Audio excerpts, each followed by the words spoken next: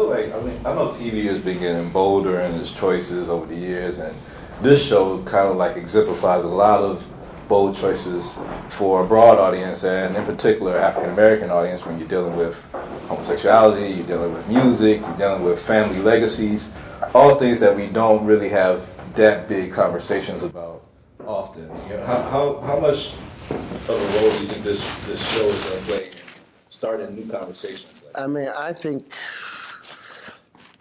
if at the end of whatever day we come on, I don't know if it's Sunday, or we come on after American Idol. What day does American Idol do? Well, we come on after American Idol. The next morning, if their talk shows aren't talking about the content of some of the stuff inside the show, then we haven't done our job. Fox has really pushed the envelope. I mean, Fox normally, I haven't seen too many black shows on Fox, and you know, this one showing a black family in such a positive light and in a negative light.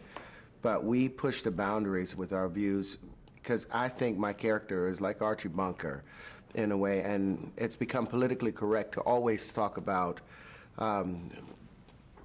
you're in favor of someone's choices and life choices. But then there's a minority out there, or maybe a majority out there. Whoever got those high heel shoes on?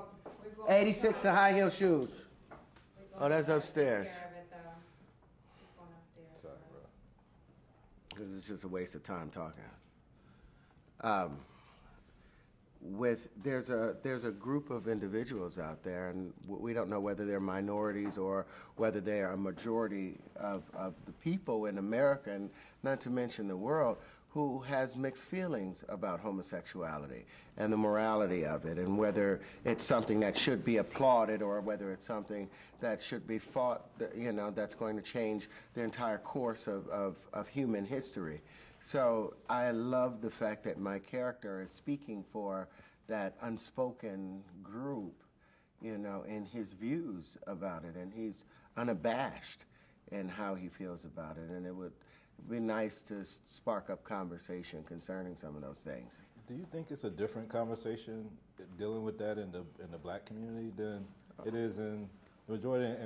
And why do you think so? If so, completely. I mean, in the African American community, it's, you know, we have been emasculated to such a degree that anything that shows a man not standing up, back straight, chest out, stomach in, you know, that firm man nature, you know, becomes degrading to the individual. And we expect more out of black men. You know, we are supposed to be seen in a position of power, and you consider homosexuality, you consider that more of a weaker or a softer, more delicate nature. So we really frown upon that, because it's been such a short period of time in which black men have actually been able to be called a man.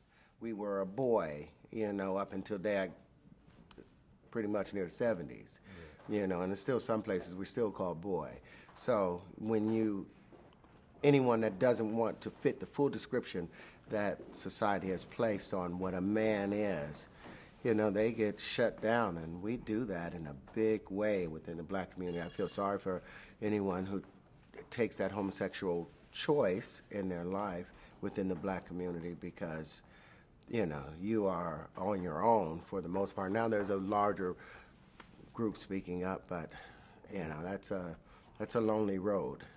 Family legacies. I mean, you look around through history, and you know, there's been so many things with the Kennedys and the Rockefellers and this family, and now the Clintons, maybe in the future the Obamas or what have you. But as far as shows showing that black family legacy, I think this is the first show that's really attempting to show passing down wealth and passing down this.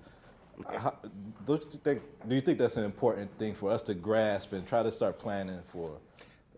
I think it's a double-edged sword. You know, the passing down of a legacy, because the beneficiary of that legacy never really learns the hard work, effort that it takes to gain that type of fortune. So on one hand, it's like I work my butt off to take care of my 2 grandkids now. Well, not take care of them, but to make sure that when they get older, they don't have to bust their ass the way I've had to bust my butt my whole life. My 3 kids, I work hard so that they don't have to go through what I went through.